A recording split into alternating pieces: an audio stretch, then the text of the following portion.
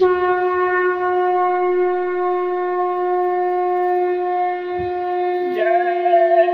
गुरुदेव, जय गुरुदेव। अभी मान लो वचन हमारा, होगा नहीं तो नुकसान तुम्हारा। हाथ जोड़कर विनय हमारी, हो जाओ सब शाकाहारी।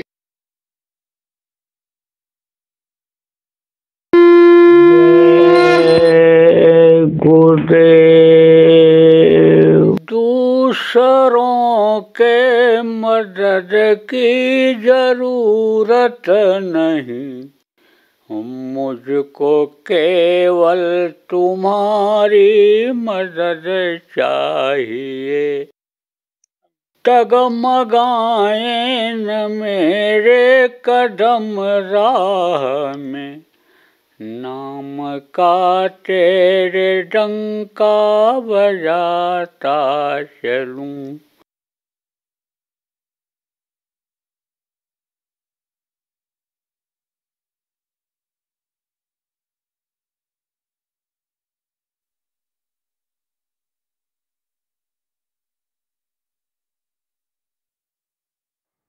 आप ये समझो कि एक तरह से उनको श्राप दे दिया, आत्माओं को दिया, लेकिन उस मसाले में थोड़ी सी कमी कर दी कि जिससे माँ के पेट में ये जीवात्मा डाली जाती है, ये जो ईश्वर जिनको कहा गया उन्हीं के मसाला से यह मनुष्य शरीर बना, जो उनको मिला उसी से माँ के पेट में बनता है।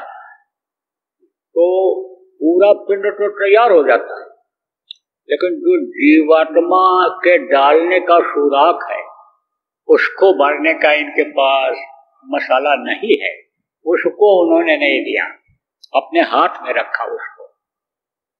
सोचा भाई जब हम जीवात्माओं को दे रहे हैं तो निकलने का भी रास्ता होना चाहिए।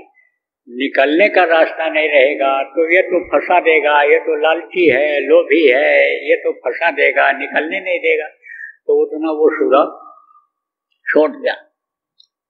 तो इनको जानकारी हो गई और उन्होंने कहा, बोले देखो दे तो रहे हैं लेकिन निकलने का रास्ता समझो भी रहेगा।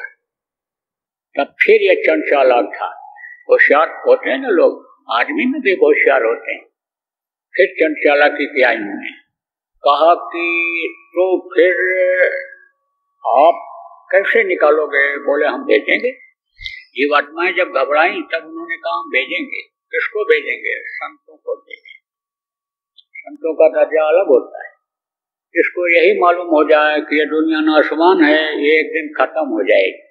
इन बाहरी आंखों से जितनी भी चीजें दिखाई पड़ती हैं ये अपनी कुछ भी नहीं है। इनको छोड़ करके हमको एक दिन सब चला जाना पड़ेगा।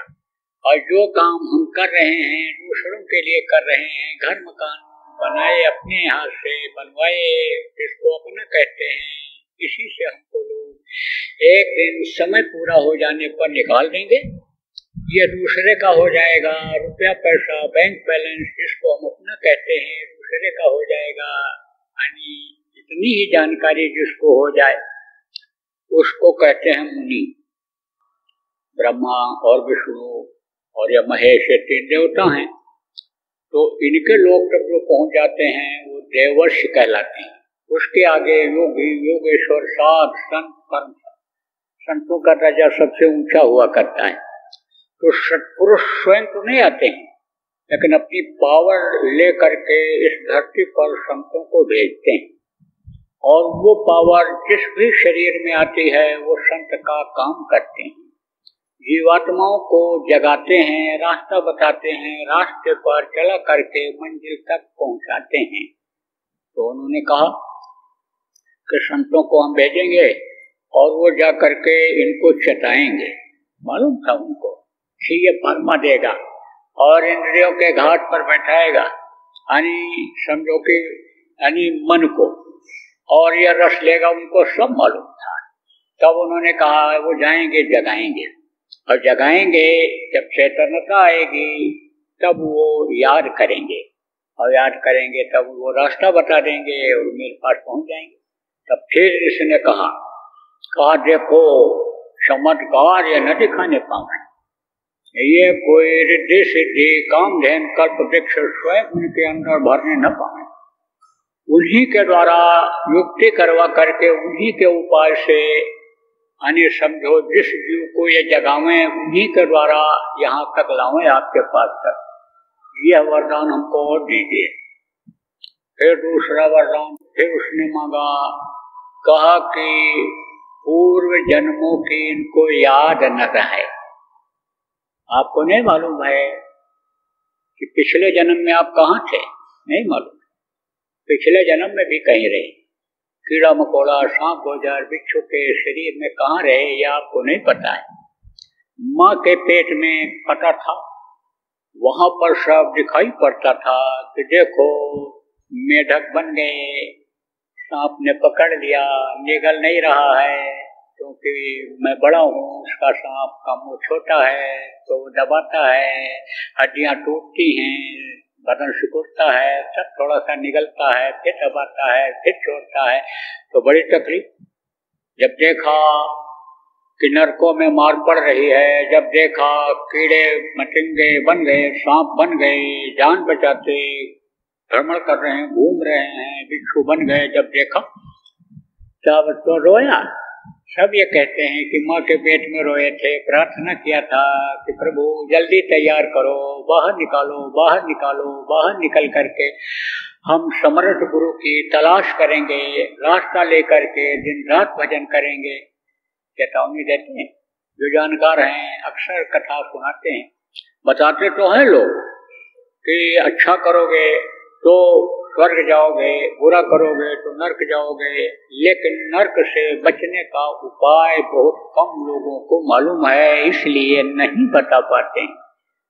अब किसी से गलती बन गई, चाहे जान में बन गई चाहे अनजान में बन गई, तो सजा तो मिलनी ही मिलनी है। जैसे कोई नशे की गोली खा लिया तो भी नशा होगा, बुद्धि भ्रष्ट होगी। किसी ने समझ लो कि नशे की गोली किसी चीज में डाल करके खिला दिया तो भी तो बेहोश होगा, तो सजा तो मिलेगी मिलेगी, सजा तो मिलनी ही मिलनी है। इसलिए प्रेमियों आपको समझने की जरूरत है, तकलीफ झेलनी पड़ जाती है।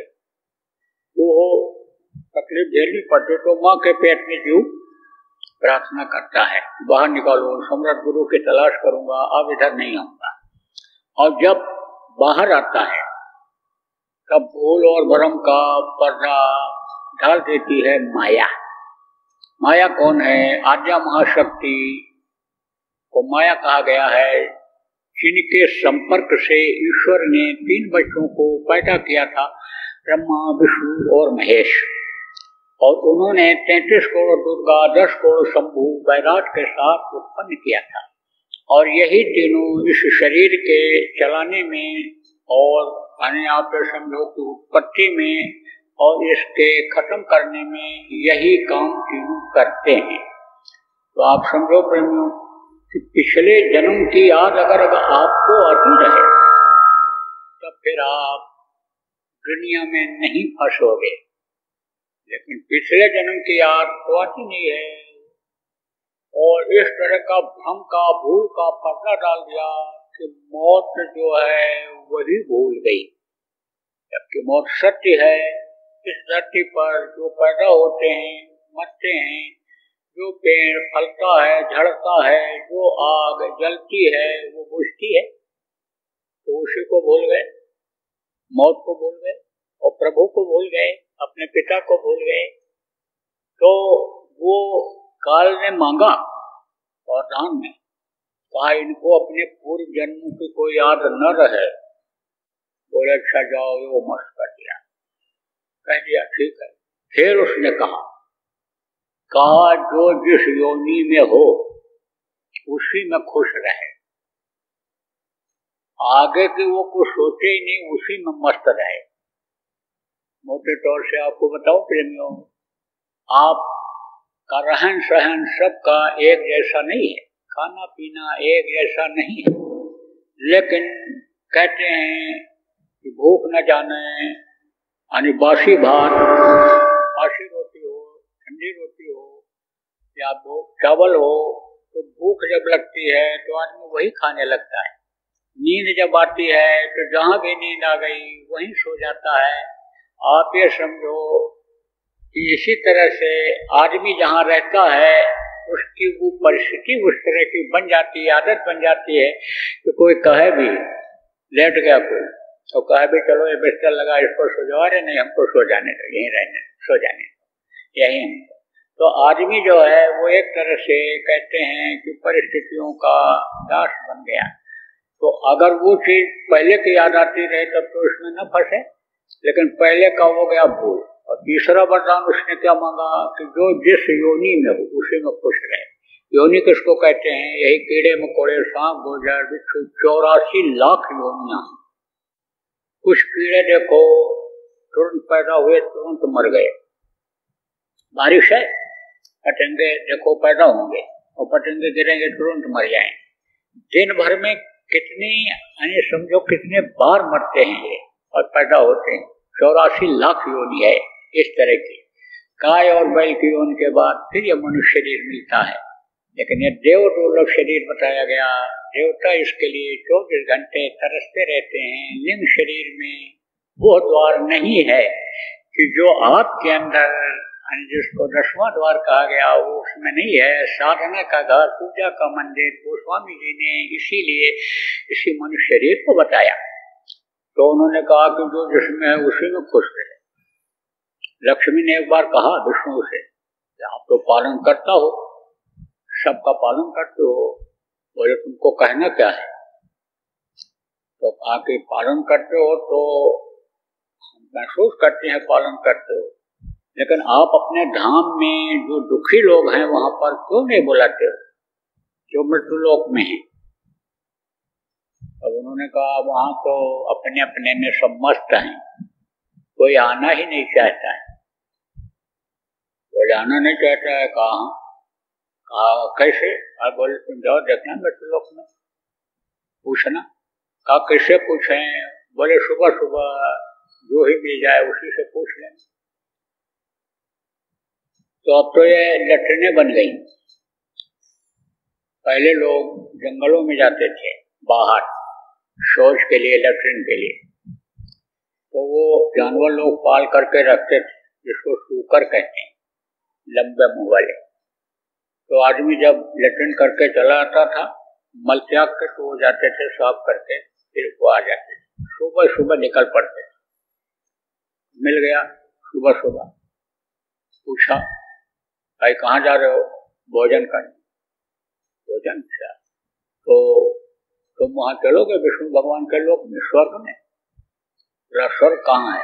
अरे बोले स्वर्ग तो बहुत अच्छा है। लक्ष्मी बोली स्वर्ग बहुत अच्छा है, तुमको हम वहां ले चलेंगे और वहां रखेंगे, वहां का तो बहुत बढ़िया। तो कहा कि भोजन का भोजन मिलेगा? कहा ये जो हम खाने जा रहे हैं मिलेगा? ये कहाँ मिलेगा, ये तो वहां नहीं मिलेगा। पीछे वो जो उसके बच्चे थे, कई बच्चे देती ही है शुकर जो मादा होती, कई बच्चे, तो बच्चे पीछे लाइन लगाए थे। बोले बच्चे कच्चे ये सब वहां मिलेंगे? बोले ये तो नहीं मिलेंगे। तो कहा था तुम जाओ, हमको नहीं जाना है, हमको अपने काम के लिए जाने दो, जहाँ हम जा रहे हैं तुम जाओ, हमको नहीं जाना। तो कहने का मतलब ये है कि जो जहाँ पर यानी फंसा हुआ है उसी को अच्छा मान ले रहा है। बहुत से लोग देखो पूजा पाठ करते हैं, धार्मिक हैं, लेकिन फायदा उनको वहां से कुछ न कुछ होता है, भाव के अनुसार होता है। तो कुछ तो यही सोच लेते हैं कि बस अब इसी में आनंद है, इसी में मस्ती है, यही करते रहो, लगे रहो। कुछ की इच्छा होती है जिसको खोजी कहते हैं, जैसे रिसर्च करने वाले होते हैं, खोज करते हैं। तो जो जिनके अंदर ये इच्छा होती है या जानकारी रहती है कि इसके भी आगे कुछ है, जैसे वेद में लिखा है यानी नियत नियत इसके भी आगे है, तो वो आगे क्या है उसकी जानकारी की जाए। वो लोग तो कोई चीज बताई जाती है तो उसको पकड़ लेते हैं, और नहीं बाकी जो जिसमें है उसी में मस्त है। तो उन्होंने कहा कि योनियों में जो भी रहे वहां उनको समझो उसी में मस्ती रहे, तो बोले भाई ठीक है जाओ। अब इन्होंने इधर सृष्टि की रचना किया, जैसा मैंने बताया कि इनके संपर्क से 3 बच्चों को पैदा कर दिया, ब्रह्मा विष्णु महेश को, और इन्हीं को इधर चलाने की डोर दे दिया। और मन समझो कहाँ का है ये मन समझो कि वही जो स्थान ईश्वर के स्थान के ऊपर है, तो वहां से समझो ये मन लग गया जीवात्मा के साथ, क्योंकि इनका और उनका ब्रह्म का एक तरह से संपर्क हो गया, दोस्ती जैसी हुई। जैसे लेना देना परिवार में, लेना देना अगल बगल के पड़ोसियों से लोगों का हो जाता है, खाना उठना बैठना ये सब हो जाता है। इसीलिए जो है काल का पूरा समझो रूप तो ये, लेकिन उनकी मदद है और वहां से बहुत सी चीजें यहाँ आई हुई हैं, इसलिए वहां से जो जीव आते हैं वो भी काल ही का काम करते हैं। जैसे ब्रह्म स्थान से कौन आया था? कृष्ण भगवान आए थे, ब्रह्म स्थान से आए थे। त्रेता में पहले स्थान से समझो राम आए थे, दूसरे स्थान से कृष्ण आए। अत्याचार, पापाचार, दुराचार, त्रेता से ज्यादा जब द्वापर में बढ़ा तो ज्यादा शक्ति लेकर आना पड़ा। राम 12 कला लेकर आए थे, कृष्ण 16 कला लेकर के आए, इसलिए आए धर्म की स्थापना के लिए आए।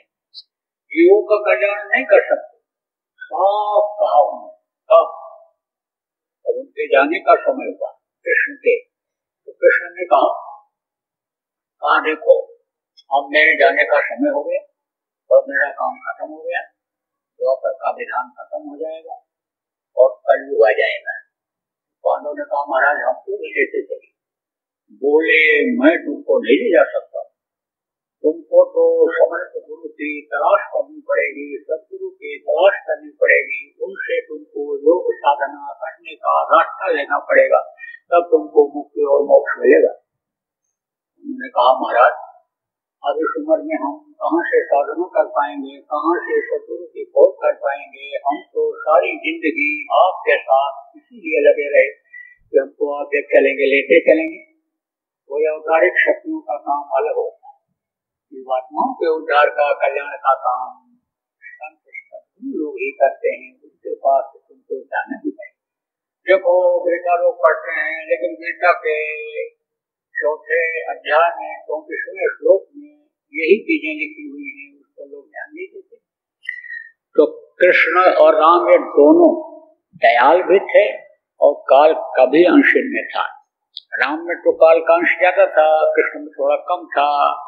दयाल अंश भी था राम कृष्ण में। इसीलिए देखो जब उर्वी के राजा महाभारत से पहले आए थे और कृष्ण से सवाल किया था कि आप 11 अक्षौणी सेना है, इनके तरफ उनके तरफ भी है, तो इनको खिलाओगे कैसे, ये खाएंगे कैसे, भूखे मरेंगे 18 दिन तक, इनका भंडारा कहाँ चलेगा। ये तो सब जितने भी लड़ने वाले हैं एक जगह पर इकट्ठा हो जाएंगे, खाएंगे क्या, ये भूखे मरेंगे। तब उन्होंने कहा बाप बताओ। तब बोले भंडारा मैं चलाऊंगा। बोले इससे अच्छा और कौन काम, रोटी खिलाने और पानी पिलाने से अच्छा और कौन काम है। शरीर जिससे समझो चलता फिरता रहे, क्योंकि शरीर ही अगर रोगी हो जाएगा, कमजोर हो जाएगा, तो कोई काम हो नहीं सकता है।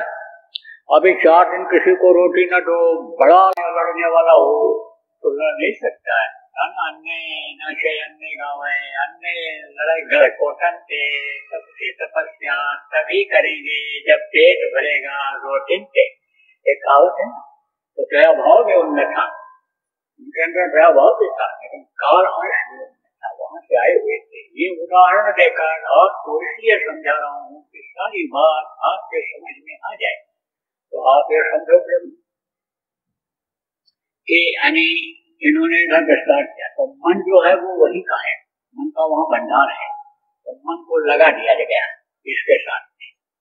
और प्राण अलग है, 10 प्रकार के प्राण है। प्राण क्या है? प्राण भी एक तरह की वायु है। जैसे श्वास लेते हो छोड़ते हो, ये भी हवा लेते हो और हवा को छोड़ते हो, ये वायु है। कई तरह की वायु, प्राण अपान ध्यान जो करके कुछ जो हवा है नाक से निकलती है, कुछ मुंह से निकलती है, कुछ नीचे स्थान से जहाँ से मन त्याग करते हो वहां से निकलती है। इनका अलग अलग नाम है, बताने का समय नहीं है विस्तार में।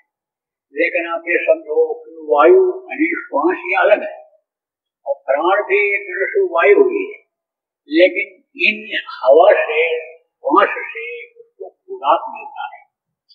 जैसे बच्चे का पोषण दूध से, रोटी से, अन्य चीजों से किया जाता है, ऐसे ये उसका पोषण करता है। ये जो श्वास बंद हो जाए तो भी कहोगे तो प्राण निकल गया, प्राण का काम करना बंद हो जाएगा, वो किसी न किसी रास्ते से निकल जाएगा जब श्वास नहीं मिलेगा। तो आप ये समझो कि प्राण अलग है और आत्मा अलग है और मन अलग है। ये तो उन्होंने क्या किया कि डोर को अपने हाथ में ले लिया। किसके? सूरज की, जीवात्मा की डोर को उन्होंने किसने अपने हाथ में लिया? जिनको काल भगवान कहते हैं। जुड़े तो सब हैं वहीं से, सब वहीं से जुड़े। कहाँ से? उस धुरी से, यानी सतलोक की धुरी से जुड़े हैं। जितने भी जीव हैं सब वहीं से जुड़े हैं, लेकिन इनको पावर मिल गया। जैसे आप ये समझो कोई लाइन जाती हो, यानी समझो कि पानी की लाइन जाती हो, किसी को पावर मिल जाए कि इसमें से तुम यानी पानी ले सकते हो, इधर का बंद कर सकते हो, तो वो पावर उन्होंने अपने हाथ में ले लिया। कौन सा पावर? जीवात्माओं का पावर अपने हाथ में ले लिया, जिनको ईश्वर कहा गया। और माया को समझो कि मन की डोर दे दी। तो माया क्या करती है? काल और माया का देश बताया गया, ये सब फसाव का काम करते हैं। तो क्योंकि उस समय पर जब इधर सृष्टि की रचना किया था तो जितनी भी जीवात्माएं, सतयुग था, आप ये समझो कि सतयुग में सब योगी विज्ञानी थे, सबकी दिव्य दृष्टि इन्हीं दोनों आंखों के बीच की तो तीसरी आंख है खुली हुई थी और सब ऊपर देखते थे। समय हो जाता था तो ऊपर लोग चले जाते थे। सतयुग में 1 लाख वर्ष की उम्र थी मनुष्य की, त्रेता में 10,000 वर्ष, द्वापर में 1000 वर्ष और कलयुग में 100 वर्ष बताया गया। लेकिन 100 वर्ष भी पूरा हो पाना इस समय पर मुश्किल हो रहा है। तो उस समय पर जब 1 लाख वर्ष की उम्र आदमी की खत्म हो जाती थी तो अपने घर मालिक के पास पहुंच जाते थे। इधर से खाली होने लग गया, बोले तो सब खाली हो जाएगा, जहाँ से आए हैं वहीं पहुंच जाएंगे। तब उन्होंने कर्मों का विधान बना दिया, अच्छा और बुरा 2 कर्म बना दिए। समय लगा हुआ, खेप की खेप यानी समझो चली गई, लेकिन कानून लागू हो गया। जैसे यहाँ का कानून है, ऊपर का भी कानून है। यहाँ का कानून देखो कोई बनता है तो उसमें परिवर्तन होता है। नोटबंदी हुई थी तो परिवर्तन हुआ, देखो रोज कानून बदला, रोज वो किया, सब ऐसा एक तरह से परीक्षण होता है। तो जब से कर्मों का विधान बना तब से ये जीव फंस गए। काल और माया ने केवल फंसाने का काम किया और ये जो देवी और देवता हैं ये भी जीव को फंसाने का काम करते हैं। इनकी ड्यूटी कहाँ लग गई? इंद्रिय द्वार झरोखा नाना ताता सोर बैठे करताना आवत देखें विषय बयारी विषय वासना किसको कहते हैं? खाने का विषय, देखने का विषय, सुनने का विषय, स्पर्श का विषय, अन्य अंगों का विषय यानी विषय होता है। विषय वासना में जब फंस जाते हैं तो बस वही दिखाई पड़ता है। तो मन ये इस शरीर को कर दिया विषयी, और जब विषयी मन शरीर हो गया तो जीव बचने लग गए। और वो जो लोग उस समय पर पूजा उपासना करते थे इस समय हो नहीं सकती है। पेटा में देखो आप, पेटा में लोग करते थे, अष्टांग योग, हठ योग, नदियों का जलाना, प्राणायाम का करना, ये सब करते थे। चक्रों का भेदन जिसको कहा गया वो करते थे। अब आपको बताऊं चक्र क्या है? चक्र ही शरीर को चलाते। आप ये समझो कि आज्ञा चक्र उसको कहा गया जहाँ पर ये जीवात्मा बैठी हुई है, इन दोनों आंखों के बीच। कंठ चक्र ये यहाँ पर है, हृदय चक्र यहाँ पर है, नाभि चक्र यहाँ पर है, इंद्रिय चक्र है जिससे यानी संतान की उत्पत्ति करते हो उसको कहा गया, और गुदा चक्र है जिससे मल त्याग करते हो उसको कहा गया। तो लोगों ने क्या किया? साधना शुरू किया। कहाँ से शुरू किया? नीचे से शुरू किया, क्योंकि इस शरीर का संचालन कौन करता है? जीवात्मा करती है, लेकिन इसका संचालन नीचे से होता है। जीवात्मा यहाँ पर बैठी है और इंगड़ा पिंगड़ा सुषुम्ना ये 3 नाड़ियां मुख्य रूप से यही इस शरीर को चलाती हैं। इनकी शाखाएं हैं, कुल मिला करके 72,000 नसें इस शरीर के अंदर हैं। कभी कभी देखो ऐसे बैठे रहते हो और ऐसे चमक हो जाती है, क्या हो गया, और नस चढ़ गई, एक के ऊपर दूसरी चढ़ जाती है। बुढ़ापे में ये सब ज्यादा होता है। शरीर जब कमजोर हो जाता है तब अन्य समझो कि नसें नसें को ऊपर चढ़ जाती है, ये सब होता रहता है। तो यह संचालन कहाँ से होता है? शरीर का नीचे से। यहाँ से अन्य समझो कि धार उतरती है, आंख में आती है, कान में आती है, कान से हो करके फिर मुंह से और फिर कंठ चक्र पर आती है, हृदय चक्र पर आती है और फिर ये नाभि से और जो है इंद्र तक जाती है, फिर गुदा चक्र पर रुक जाती है। इतनी धार है। पावर जो है एक तो यहाँ है पूरे शरीर का, और नीचे के अंग का, पैर का, अंगूठे का, उंगलियों का, घुटने का, ये सब एक स्थान, एक सब एक पावर हाउस जिसको को सब स्टेशन जिसको को शरीर का, वो गुदा चक्र पर है। और गुदा चक्र से ही इस शरीर का संचालन होता है। ऊपर से इन्हीं रीढ़ की हड्डी जो जिसको कहते हो, रीढ़ की हड्डी से ऐसे ही ये नस उतर करके नीचे आती है और फिर यहाँ से परावर्तित होती है। आज बताने का इतना समय नहीं है कि कौन सी नस कहाँ जाती है, लेकिन ये कान और ये आँख और ये जितने भी इस ऊपर के अंग हैं सब इसी से चलते हैं। तो लोगों ने शुरू किया, जानकारी शुरू की कैसे होता है, क्या होता है, तो अष्टांग योग और ये योग शुरू किया। तो चक्र उससे रुके, खिंचाव किया जाए। प्राणायाम जिसको कहते हैं, प्राणों को खींचा तो रुका यह चक्र। चक्र चलता रहता है, शरीर चलता रहता है। तो देखा कि गणेश जी बैठे हैं और रिद्धि सिद्धि बैठी हुई हैं और यहीं पर 4 दल कमल पर बीच में ये बैठे हैं। पूरब में आपके इंद्र देवता बैठे हैं, उधर कुबेर बैठे हैं, इधर यमराज बैठे हैं, इधर चित्रकूट बैठे। सब देखा, लिख दिया। क्लिंग क्लिंग क्लिंग की आवाज हो रही है। वहां पर जब लोग पहुंचे तो तब उनके अंदर क्या शक्ति आई? रिद्धि सिद्धि आ गई। रिद्धि सिद्धि किसको कहते हैं? जिस चीज की इच्छा करो वो चीज हाजिर हो जाए, उसको रिद्धि सिद्धि कहते हैं। 12 भंडार रहा है, खत्म न हो, रिद्धि सिद्धि कहते। और आगे बढ़े, यहाँ देखा वो नीले रंग के 6 कमल हैं। नाभि पर जब पहुंचे तो देखा ब्रह्मा, सावित्री, गायत्री, इनका दर्शन किया। और यहाँ पर देखा कि ब्रह्मा और गायत्री, सरस्वती और जो है ये सब, इनको देखा।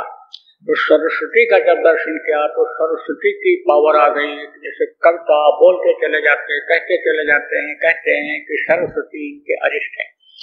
मोटी मोटी बात बता रहा हूँ, विस्तार में बताने का समय आज नहीं है। कभी जब ज्यादा वक्त रहेगा हमारे आश्रम पर जब आप आओगे, जहाँ पर लगातार सत्संग का कार्यक्रम होता रहता है, वहाँ विस्तार में भी आपको समय दिया जाएगा। या पीछे के सत्संग जो चैनल पर आते हैं या ये लोग यूट्यूब पर डाले हुए हैं, उसको जब आप सुनोगे तो विस्तार में जानकारी मिल जाएगी। फिर उसके बाद आगे बढ़े, विष्णु का दर्शन किया, आप ये समझो कि लक्ष्मी का दर्शन किया। जब नाभि चक्र पर पहुंचे उनका दर्शन किया तो उनके बारे में देखा। आप ये समझो वहां पर हरिण हरिण हरिण की आवाज सुनाई पड़ा। आप समझो आगे बढ़े, यहाँ पर जब पहुंचे तो शिव और पार्वती का दर्शन किया। ये क्या है? ये समझो कि संहार करता है, यही का काम करते हैं, विष्णु का करते हैं, पालन का काम करते हैं। आगे बढ़े, 16 दल कमल पर जब कंस चक्र पर पहुंचे, कंस चक्र जब रुका तो आद्या महाशक्ति का दर्शन किया, जो इन तीनों की मां। लेकिन समझो 200,000 वर्ष की उम्र, 1000 वर्ष की उम्र लोगों की खत्म हो, आगे नहीं बढ़ पाए। यही रिद्धि सिद्धि और यही सिद्धियां पा करके इसी में सम्मान पा लिया लोगों ने, इसी में अरे समझो जीवन खत्म हो गया। अब आप समझो उसके आगे क्या है? उसके आगे आज्ञा चक्र है, जिसको पिंडी दसवां द्वार कहा गया। आया फिर समझो नुक्ताए सफेदा जिसको कहा गया, वो स्थान है। कहाँ पर है? यहाँ पर है तो यहाँ, लेकिन यहाँ से दिखाई पड़ता है। इसको तीसरी आंख आत्म चक्षु सूर्य कहते हैं। पहले सबका खुला रहता था, अब तो यहाँ पर लोग बहुत लोगों का बंद हो गया। गया, थोड़े ही का रुका ऐसे अभ्यास में होंगे, जिनका खुला होगा थोड़ा सा प्रकाश मिला होगा। आप देखो आंख बंद कर लो तो अंधेरा हो जाएगा, तो ये संसार जो है, ये लोक जो है, ये अंधेरा ही, प्रकाश तो ऊपर है। आप ये समझो जिस स्थान पर बैठे हो, उनके नाम के स्थान है, उनको भी कुछ इसी तरह का प्रकाश का अनुभव हुआ होगा। लेकिन ये बात तो मैं अभी समझो स्पष्ट रूप से नहीं कहूँगा, लेकिन क्यों नहीं कहूँगा, क्योंकि आप जो यहाँ पे फॉलोअर हो, जानकार हो, मानते हो, जानते हो, आपके श्रद्धा पर कोई आए समझो आँच लगाए फर्क आवे, ये नहीं बता सकता हूँ। लेकिन समझो कि सिद्धि वो एक अलग चीज है और ये प्रकाश मिलना एक अलग चीज है। जब मुक्ति मालूम हो जाती है और ये गांठ जो बनी हुई है जड़ और चेतन की, जब खुलती है और जीवात्मा जब उस प्रकाश नगरी में जाती है, उधर प्रकाश ही प्रकाश है, अंधेरा नहीं है कहीं, दिया चिराग कहीं जलता ही नहीं। और मकान देखोगे तो जर्रे जर्रे में रोशनी, कण कण में प्रकाश वहां दिखाई पड़े। तो प्रकाश में वो आनंद में इस लोक के ऊपर के जितने भी लोग हैं, यहाँ से सब आनंददायक है।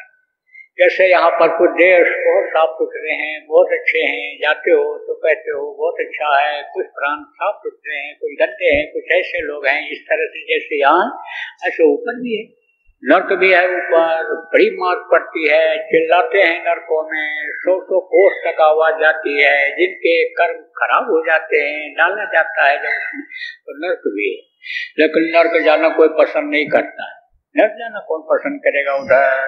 उधर तो रोना चिल्लाना यही सब रहता है, दुख रहता है, जहाँ ये पुकार रहती है, कहते भाई मेरा मन नहीं कह रहा उधर जाने का। तो ऐसे ही तो आप ये समझो कि शरीर छूटा, लेकिन उससे मुक्ति और मोक्ष नहीं मिल सकता है। तो मैंने आपको बताया शुरू में कि बंधन में हो तो ये जीवात्मा 4 शरीर के अंदर में बंद है। कारण शरीर जो त्रिकुटी में ही पहना दी गई, त्रिकुटी के नीचे जब आए उतरे तो सूक्ष्म शरीर में आए, फिर लिंग शरीर में आए और फिर ये स्थूल शरीर में आए, तो 4 शरीर में बंद हो। जब ये चारों शरीर छूटेंगे तब आप की आत्मा उस परमात्मा तक पहुंच पाएगी। तो आप समझो मनुष्य शरीर आपको इसी काम के लिए मिला है। अब ये जरूर है कि जब कोई रास्ता बताएगा कि जीवात्मा को मुक्ति मोक्ष दिला दो, तभी आप दिला सकते हो।